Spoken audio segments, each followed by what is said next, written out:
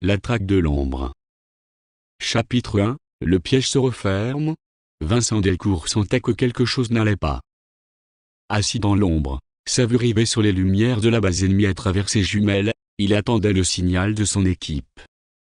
Il devait être ici, sur ce toit, à surveiller le périmètre avec lui. Pourtant, l'absence de leur voix dans son oreillette commençait à le rendre nerveux. Il connaissait l'importance de cette mission, extraire un scientifique qui détenait des informations critiques sur un projet nucléaire clandestin. Les informations de cet homme étaient inestimables et pourraient bouleverser l'équilibre géopolitique de la région. Ici Delcourt, position sécurisée. Équipe, statut. Le silence s'étira. Puis, une explosion déchira l'air, venant du cœur de la base. Loin de l'exfiltration discrète qu'ils avaient prévue, les alarmes se mirent à hurler. Vincent comprit immédiatement que quelque chose avait terriblement mal tourné. Base Alpha, ici Delcourt. Je demande extraction immédiate. Répondez. Aucune réponse. La ligne était morte. Vincent regarda autour de lui, cherchant des signes de ses coéquipiers, mais ils avaient disparu. Pris de panique, il se redressa et se glissa hors de sa cachette, son arme prête. Ses sens s'aiguisèrent tandis qu'il évaluait rapidement sa situation, piégé en territoire ennemi, ses communications coupées et ses hommes portés disparus. Sa seule option était de fuir. Il n'avait que quelques minutes avant que l'ennemi ne le retrouve. Il contourna la base, ses pas silencieux sur le sol couvert de feuilles mortes. Mais juste avant de pouvoir franchir le dernier périmètre, il sentit une vive douleur à l'épaule. Une balle venait de le frapper, le faisant chuter lourdement au sol. Le sang coulait de sa plaie, mais il n'avait pas le temps de se lamenter. Vincent roula sur le côté, dégainant son arme et tirant à l'aveugle dans la direction d'où provenaient les tirs. Il réussit à toucher un assaillant, mais des renforts ennemis arrivaient. Sa fuite fut une succession de mouvements instinctifs, courir, se cacher, répliquer. Finalement, après une poursuite haletante, il réussit à échapper aux patrouilles et à se terrer dans une vieille grange abandonnée, juste à la frontière du pays. Là, épuisé et blessé, il activa une balise d'urgence, espérant que ses supérieurs allaient le retrouver et l'extraire. Mais les heures passèrent. Aucune réponse. Rien. Il vérifia ses appareils et réalisa, horrifié, que son visage était partout dans les médias. Il n'était plus un héros national. Son propre gouvernement le qualifiait de traître. Chapitre 2. Fuir ses anciens alliés. 3 jours plus tard, Vincent errait dans les rues de Paris. Fatigué et sur ses gardes, il avait changé son apparence. Un manteau et un chapeau couvrant partiellement son visage suffisaient pour l'instant à le faire passer inaperçu, mais il savait que cela ne durerait pas. Il était traqué. Par ses anciens collègues, par les autorités, par chaque service secret du continent. Chaque ombre semblait un piège. Chaque regard croisé dans la rue pouvait appartenir à un agent infiltré. Il ne pouvait faire confiance à personne. Il parvint finalement à un appartement sûr, dissimulé dans une petite rue du Marais. Cet endroit, il l'avait utilisé des dizaines de fois par le passé, lors de missions à Paris. Mais aujourd'hui, il n'était plus un agent en service, il était un fugitif. Vincent poussa la porte, verrouilla derrière lui et s'assit quelques instants, haletant. Il déverrouilla l'ordinateur caché sous le plancher, espérant trouver des informations qui pourraient l'aider à comprendre ce qui s'était passé. En fouillant les fichiers, il découvrit avec stupeur que ses dernières missions, dont certaines avaient abouti à l'arrestation d'ennemis dangereux, avaient été réinterprétées comme des actes de trahison. Tout semblait savamment orchestré pour le faire passer pour un traître. Chaque action qu'il avait prise au nom de la sécurité nationale avait été retournée contre lui. Il se redressa brusquement. Quelqu'un avait monté tout cela. Cela ne pouvait pas être une simple coïncidence. Alors qu'il tentait de comprendre les implications, des bruits dans l'immeuble le tirèrent de ses réflexions. Des voix. Des pas feutrés. Ils étaient là. Il l'avait trouvé. Vincent n'eut pas le temps de prendre toutes ses affaires. Il courut vers la fenêtre, enjamba le rebord, et se hissa sur le toit. Il entendit les hommes pénétrer dans l'appartement juste avant de s'éclipser dans la nuit parisienne. Mais ils le suivirent, traquant sa silhouette à travers les rues et les toits. Finalement, dans une ruelle étroite, il se retrouva face à eux. La confrontation fut brutale. Les coups de feu résonnèrent, et les corps s'affrontèrent dans une mêlée chaotique. Vincent, expérimenté et déterminé, désarma l'un des hommes et le força à répondre. « Pourquoi moi? Pourquoi me traquer ?» demanda-t-il en pressant son bras blessé contre la gorge de son adversaire. L'homme haleta, essayant de reprendre son souffle. « Tu es une menace pour eux.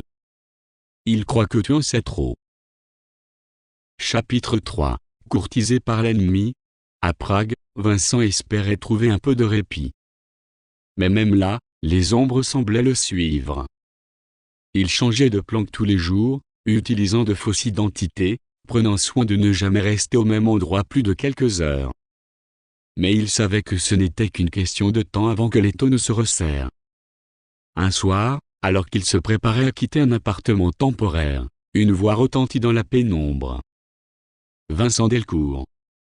Vous faites beaucoup de bruit ces derniers temps. » Vincent se retourna brusquement, son arme déjà en main, pointée sur la silhouette qui émergeait de l'ombre. Un homme grand, aux traits sévères et aux yeux perçants, le regardait calmement. Un agent russe, probablement. Ivanov, je présume? Lâcha Vincent. L'homme acquiesça d'un sourire froid. Il est dommage que votre propre pays ne vous apprécie plus. Nous, en revanche, avons une grande admiration pour vos talents. Nous pouvons vous offrir protection, Delcourt. Vous n'avez qu'à nous confier quelques secrets. Vincent s'approcha lentement, toujours sur ses gardes. Je ne suis pas à vendre. Ah, mais là, vous vous trompez, répondit Ivanov. Vous n'avez plus de pays à trahir. Votre gouvernement vous a abandonné. Il pense que vous savez trop de choses. Trop dangereux. Pourquoi ne pas tourner la page et nous rejoindre? Vincent recula, écœuré par l'offre. L'idée même de vendre ses secrets à une puissance étrangère lui était insupportable, mais pour la première fois, il doutait. Son pays l'avait trahi, ne méritait-il plus sa loyauté? Sans répondre, il disparut dans la nuit, laissant Ivanov derrière lui, mais ses paroles résonnaient encore dans sa tête. Chapitre 4. Affronter les ombres. Vincent avait toujours eu des soupçons sur Lefebvre, le directeur adjoint du renseignement. Trop de coïncidences, trop de missions risquées avaient été confiées à Vincent, comme s'il avait été soigneusement poussé vers l'abîme. Il décida d'affronter l'homme qui, selon lui, tirait les ficelles. Une rencontre secrète fut organisée à Berlin, dans un vieil entrepôt abandonné. Lefebvre apparut, flanqué de plusieurs gardes. Il portait un manteau noir, ses lunettes brillantes sous les faibles lumières. Il semblait presque amusé. « Je dois admettre, Vincent, que je ne m'attendais pas à te voir vivant, » dit-il calmement en approchant. Vincent serra les poings. « Tu m'as piégé, Lefebvre. Depuis le début, tu montais ce complot contre moi. Pourquoi? Pour qui travailles-tu? » Lefebvre sourit, mais ne répondit pas immédiatement. Il s'approcha de Vincent, croisant les bras. « Tu étais un pion, Vincent. Trop efficace, trop encombrant. Nous avons toujours eu besoin de quelqu'un à sacrifier. Tu étais le candidat idéal. » Avant que Vincent ne puisse riposter, des coups de feu retentirent à travers l'entrepôt. Des agents ennemis venaient d'arriver, et l'endroit se transforma en champ de bataille. Les balles fusèrent dans l'entrepôt, ricochant contre les murs métalliques. Vincent plongea derrière une pile de caisses en bois, son arme déjà dégainée. À quelques mètres, Lefebvre courait vers la sortie, protégé par ses gardes. L'entrepôt résonnait des cris et des tirs, le chaos régnant partout. Les agents russes qu'Ivanov avait envoyés avaient trouvé la cachette de Vincent et n'avaient pas perdu de temps pour lancer leur attaque. c'était un carnage. Vincent savait qu'il devait agir rapidement. S'il laissait Lefebvre s'échapper, il perdrait l'une des dernières chances de découvrir qui tirait réellement les ficelles. Mais la fusillade lui laissait peu de marge de manœuvre. Il riposta d'une main experte, ses tirs précis touchant 2 agents ennemis, mais il était encerclé. Les hommes d'Ivanov avançaient méthodiquement, couvrant chaque angle, forçant Vincent à reculer. C'est alors qu'il vit Lefebvre, qui se dirigeait vers une sortie secondaire, seul, ses gardes-morts ou en fuite. Le directeur adjoint était désarmé, tentant de se faufiler dans l'obscurité. Vincent décida de prendre un risque.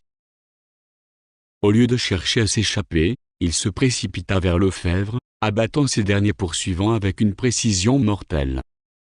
Il l'attrapa juste avant qu'il ne puisse franchir la porte.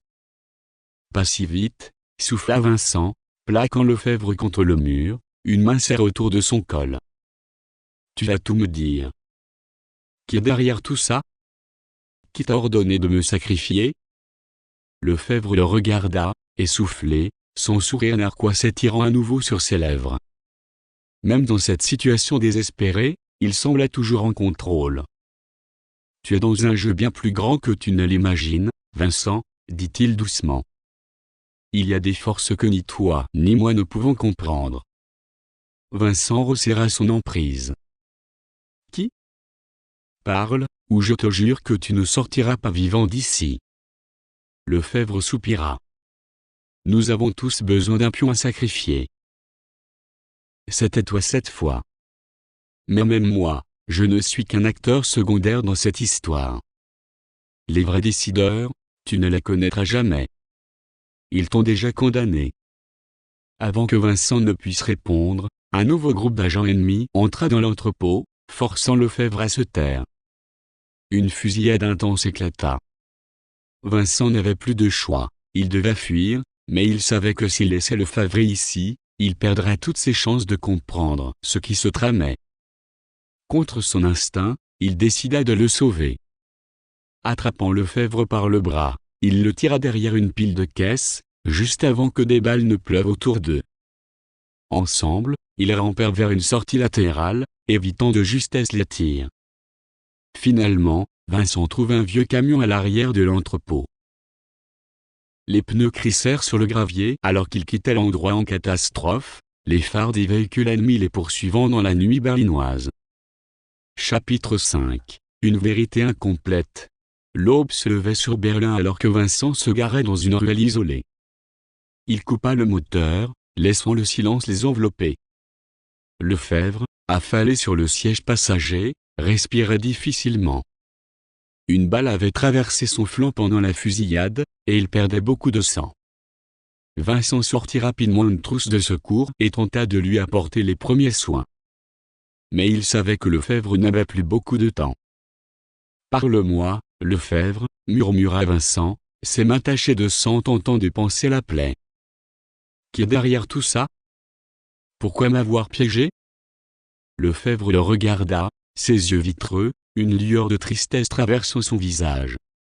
« Je ne sais pas tout, » commença-t-il, la voix tremblante. « Mais il y a des puissances au-dessus de nous. Tout ce que tu as fait, chaque mission, chaque victoire, tout était prévu. Ils t'ont utilisé. » Vincent fronça les sourcils. « Qui sont-ils » Lefebvre ferma les yeux, sa respiration devenant de plus en plus laborieuse. « C'est plus grand que nous deux, c'est au-dessus des gouvernements, des agences. Ils se servent de gens comme toi, comme moi, pour maintenir leur pouvoir. » Un long silence s'installa. Lefebvre toussa, du sang coulant de ses lèvres. « Je suis désolé, Vincent, » murmura-t-il. « Mais tu ne trouveras jamais la vérité. » Et avec ces derniers mots, Lefebvre rendit son dernier souffle. Vincent resta là, immobile, fixant son ancien supérieur, réalisant que même Lefebvre n'avait jamais été qu'un pion dans un jeu beaucoup plus complexe. Tout était devenu clair et flou à la fois. Les véritables instigateurs, ceux qui avaient manigancé cette trahison, restaient cachés, invisibles. Mais ils étaient là, quelque part dans l'ombre, toujours en contrôle. Vincent se redressa, le corps tendu, ses pensées s'entrechoquant dans sa tête. Que devait-il faire maintenant? Retourner en France était hors de question. Son propre pays le traquait, les ennemis voulaient ses secrets, et les véritables manipulateurs restaient hors d'atteinte.